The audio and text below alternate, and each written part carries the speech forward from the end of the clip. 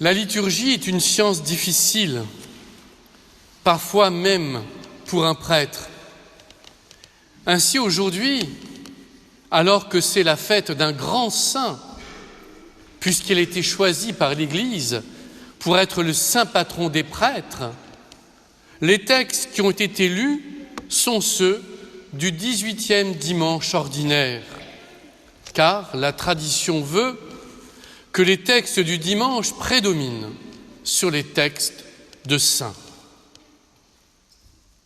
Eh bien, la Providence est là.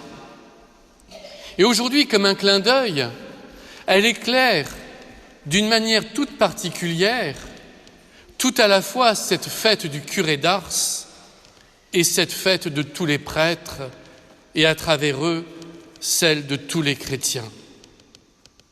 Comme Benoît, tout jeune prêtre, l'a dit en introduction, un prêtre n'est pas un produit fini le jour de son ordination. C'est un être en devenir, mais finalement, comme chacun d'entre nous, comme chaque baptisé, et la vie chrétienne, tout au long de notre vie, qu'elle soit courte ou longue, est une naissance. Nous avons sans cesse à naître à nous-mêmes. Le problème, et l'antienne de l'Évangile chantée par les sœurs le disait très bien, nous manquons de vigilance. Je parle pour moi. Manquer de vigilance, c'est finalement, par exemple, dire tout ce qui nous passe par la tête, ou bien ne pas chercher de manière rigoureuse à conformer nos pensées, nos paroles et nos actes. C'est un exercice difficile. Et les pères du désert appelaient cela l'art des arts, la science des sciences. Or aujourd'hui, finalement, vivre en chrétien apparaît peu exigeant. J'étais frappé la semaine dernière, alors que j'animais une retraite spirituelle ici même, de voir que les personnes étaient toutes étonnées que la vie spirituelle était exigeante. Nous avons plongé dans des textes anciens, mais pour se demander ce qu'ils nous disaient aujourd'hui et comment ils pouvaient transformer notre vie. Nous avons lu l'Évangile, nous l'avons écouté, nous avons célébré l'Eucharistie. Et certains, en fin de semaine, m'ont dit, comme catastrophé, « Oh, je suis fatigué. Cette semaine m'a fatigué. » On dirait que la vie spirituelle, maintenant, finalement, c'est un camp de vacances, un moment de détente. C'est surprenant. Je l'ai déjà dit, mais je le répète, nous passons des années à l'école à apprendre un tas de choses, utiles ou inutiles, peu importe. Ensuite, il nous faut des années pour acquérir un savoir professionnel, et nous nous y investissons à fond. Alors que la vie spirituelle occupe finalement notre temps libre ou nos vacances. Et les textes de ce jour, comme un clin d'œil, nous rappellent cette primauté de la vie spirituelle dans notre quotidien. Et elle me pose, cette liturgie d'aujourd'hui, comme j'espère qu'elle vous posera, un certain nombre de questions. La première chose, c'est de remettre les choses à leur place. Qu'est-ce qui sera le plus important le jour de notre enterrement? Qu'on dise de nous, « Oh, c'est formidable, il a accumulé une grande richesse. Ses héritiers vont être ravis. Ils ont des maisons, des biens, de l'or, un bon compte en banque, c'est merveilleux. » Ou bien qu'on dise de la personne, comme je l'ai entendu hier lors d'un enterrement, c'était une belle personne. C'était un être lumineux qui savait à tout moment trouver la parole qui éclairait comme un soleil ceux et celles qui étaient dans la tristesse. Et les larmes alors seront des larmes de tristesse de ne plus avoir en vis-à-vis cette personne et non pas les larmes de joie à la perspective de se retrouver chez le notaire. Je caricature à peine, Mais malheureusement, notre âme est malade. Il nous faut guérir notre âme. Et la vie spirituelle, c'est aussi ça. Saint Paul nous dit dans la lettre, « Faites mourir en vous la débauche, l'impureté, la passion mauvaise, les désirs mauvais, cette soif de posséder. » Saint Paul ne fait pas de la morale, ni la psychologie de gare. Il nous rappelle l'essentiel. Nous sommes des êtres à créer à l'image de Dieu. Mais nous sommes tombés malades parce que nous ne sommes pas toujours dans l'axe avec Dieu. Dès lors, nous sommes atteints d'un tas de maladies. Et il faut guérir de ces maladies. Mais alors, me direz-vous, comment guérir? Eh bien, en unissant deux choses, l'effort et la grâce. D'abord, il nous faut faire le diagnostic. Oui, je suis malade. Je suis coléreux, je suis orgueilleux. Je trouve que tous les gens sont nuls à part moi. Je critique constamment ceux et celles qui m'entourent, le monde, et ça marche. Diagnostic. Ensuite, il nous faut désirer guérir. Non, je désire avoir un cœur pur. Je désire avoir la parole lumineuse. Je désire être un passeur de lumière. Et alors, il faut demander à Dieu la guérison. Parce que seul lui guérit.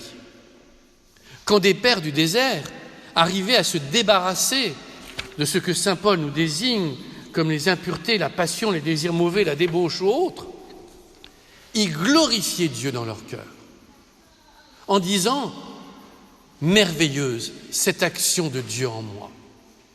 Et c'est pour cela que je trouve aujourd'hui, comme un clin d'œil merveilleux, cette fête du Saint Curé d'Ars.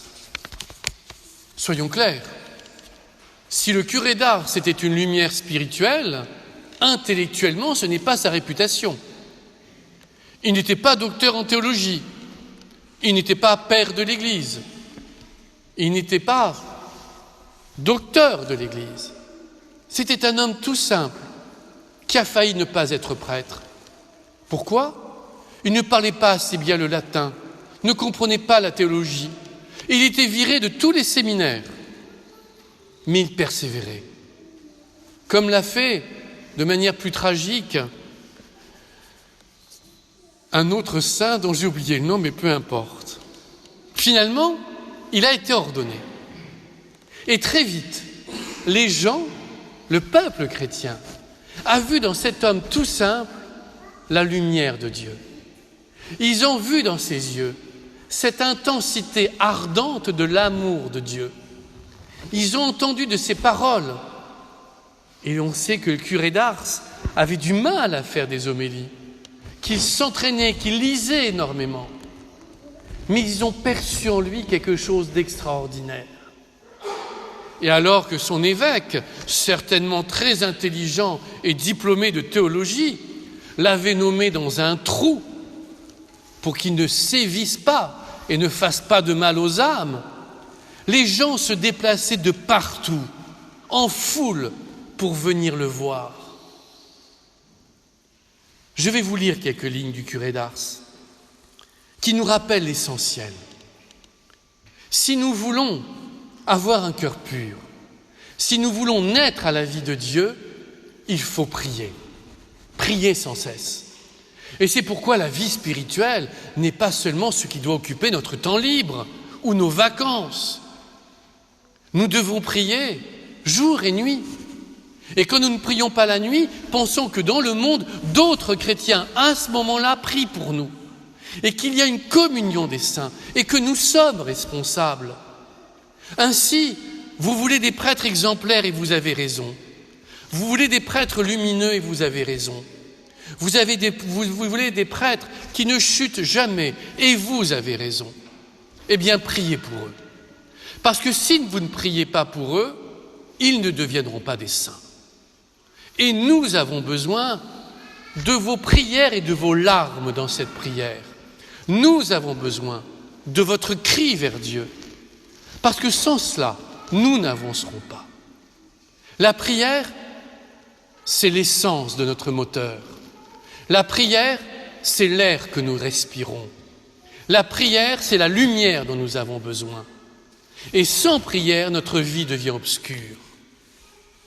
Le curé d'Ars le dit bien mieux que moi. Je lui laisse maintenant la parole. Voyez, mes enfants, le trésor d'un chrétien n'est pas sur la terre, il est dans le ciel. Eh bien, notre pensée doit aller où est notre trésor? L'homme a une belle fonction, celle de prier et d'aimer. Vous priez, vous aimez. Voilà le bonheur de l'homme sur la terre. La prière n'est autre chose qu'une union avec Dieu. Quand on a le cœur pur et uni à Dieu, on sent en soi un baume, une douceur qui enivre, une lumière qui éblouit. Dans cette union intime, Dieu et l'âme sont comme deux morceaux de cire fondus ensemble. On ne peut plus les séparer. C'est une chose bien belle que cette union de Dieu avec sa petite créature. C'est un bonheur qu'on ne peut comprendre. Mes enfants, vous avez un petit cœur, mais la prière l'élargit et le rend capable d'aimer Dieu. La prière est un avant-goût du ciel, un écoulement du paradis. Elle ne nous laisse jamais sans douceur. C'est un miel qui descend dans l'âme et adoucit tout. Les peines se fondent devant une prière bien faite, comme la neige devant le soleil. On en voit qui se perdent dans la prière comme le poisson dans l'eau, parce qu'ils sont tout au bon Dieu. Dans leur cœur, il n'y a pas d'entre-dieu. Oh, que j'aime ces âmes généreuses. Puissions-nous, les uns et les autres, devenir ces âmes généreuses. Amen.